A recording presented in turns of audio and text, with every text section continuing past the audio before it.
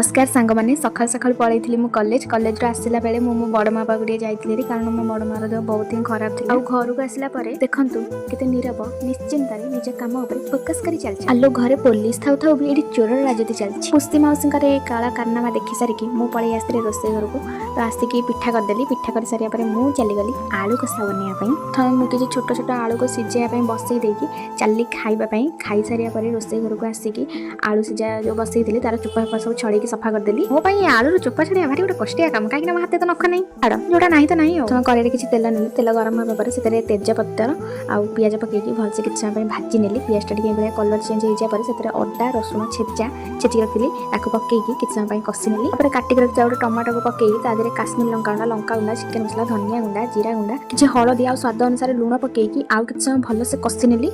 जो सिझा आलू रखी पकईकी 2 मिनिट कषि सारा तादेह अल्प पानी देकी फुटिया भलसे छाड़देली। गोटे चामच गरम मसला पकईकी रेडी करदेली आमर आलू कषा। छोट बेले थे यहाँ मो पीस हाथ खाई मो पीस एमती आलू कषा करके सेबेठू ये मोर बहुत पसंद। आपण मैंने भी घरे एमती आलू कषा करके थे निश्चय खाँतु। जीवा आगे मो चैनल टी सब्सक्राइब कर दिखाँ आगे न्यू वीडियो। रहुची जय जगन्नाथ।